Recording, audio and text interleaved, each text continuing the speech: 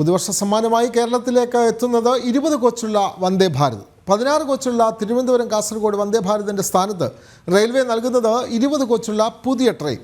കേരളത്തിൽ വന്ദേ ഭാരതിന് ജനപ്രീതിയും യാത്രക്കാരും വർദ്ധിച്ചതോടെയാണ് മലയാളികൾക്കുള്ള കേന്ദ്രത്തിൻ്റെ പുതുവർഷ സമ്മാനം. കേരളത്തിന് പുതുവർഷ സമ്മാനമായി കേന്ദ്രം 20 കോച്ചുള്ള വന്ദേ ഭാരത് അനുവദിച്ചിരിക്കുകയാണ്.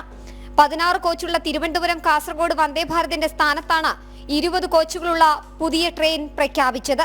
ചുരുങ്ങിയ കാലം കൊണ്ട് കേരളത്തിലെ ഏറ്റവും ജനപ്രിയ സർവീസായി മാറിയ ട്രെയിനാണ് വന്ദേ ഭാരത്. കേരളത്തിൽ വന്ദേ ഭാരത് പരിചയപ്പെടുത്തിയ വെള്ളയും നീലയും നിറത്തിലുള്ള വണ്ടി കളം വിടുകയാണ്. മടക്കം പുതിയ താരത്തിന്റെ വരവിന് വഴിയൊരുക്കിയും. തിരുവനന്തപുരം കാസർഗോഡ് റൂട്ടിലെ വന്ദേ ഭാരതിന് പകരക്കാരനായി വരുന്നത് ചില്ലറക്കാരനല്ല. നിലവിലെ വന്ദേ ഭാരതിൽ 16 കോച്ചുകളാണ് ഉള്ളത്. പുതിയ ട്രെയിനിൽ 20 കോച്ചുകളും ഉണ്ടാകും. നിലവിലെ ട്രെയിൻ തൽക്കാലം ദക്ഷിണ റെയിൽവേയുടെ കൈവശം തന്നെ ഉണ്ടാകും. ഏത് റൂട്ടിലേക്ക് മാറ്റുമെന്ന കാര്യത്തിൽ തീരുമാനമായിട്ടില്ല. ആലപ്പുഴ റൂട്ടിൽ സർവീസ് നടത്തുന്ന 8 കോച്ചുകളുള്ള വന്ദേ ഭാരതിന് പകരമായി ഈ ട്രെയിൻ ഓടിക്കണമെന്ന ആവശ്യവും യാത്രക്കാർക്കുണ്ട്. ആലപ്പുഴ വഴിയുള്ള സർവീസും എല്ലാ ദിവസവും നിറഞ്ഞോടുകയാണ്.